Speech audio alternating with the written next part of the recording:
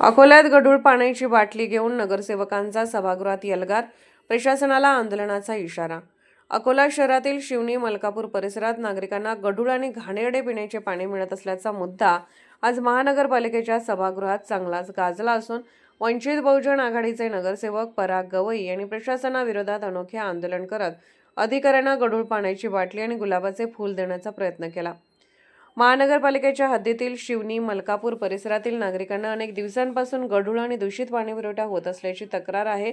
या प्रश्नाकडे शासनाचे लक्ष वेधण्यासाठी नगरसेवक पराग गवई यांनी आज महानगरपालिकेच्या सभागृहात गढूळ पाण्याची बाटली आणि गुलाबाचे फूल आणले होते।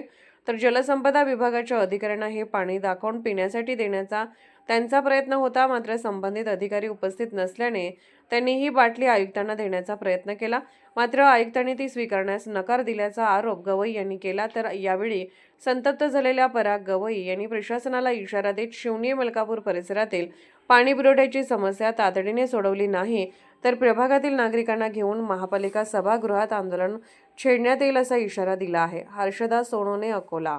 त्या सभेमध्ये तुम्ही एक पाण्याची बाटली घेऊन आले, काय प्रकरण का?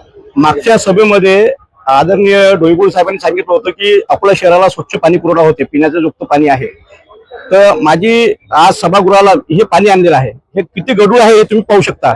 नागरिकांच्या जीवाशी खेळणं बंद करावं आणि नागरिकांना पिण्याचं पाणी स्वच्छ द्यावं एवढी अपेक्षा आहे। डोईबोळ साहेबांना आज पिण्याचं पाणी आणलं होतं, परंतु ती सभागृहामध्ये उपस्थित नसल्या कारणाने आम्ही आयुक्तामार्फत त्यांना देण्याचा प्रयत्न केला, पण हे ते नसल्या कारणाने बाटली कोणी घेतली नाही। त्यामुळे आमची विनंती आहे की नागरिकांना पिण्याचे पाणी हे स्वच्छ असलं पाहिजे। आता तर हे यावेळेस ते फक्त बाटली आणली, जर पाण्याची स्वच्छ पाणी जर पिण्यासाठी आलं नाही तर आम्ही पुढच्या प्रभाग क्रमांक 14 मधील शिवनी मलकापूर येथील सगळे नागरिक सभागृहामध्ये आणू।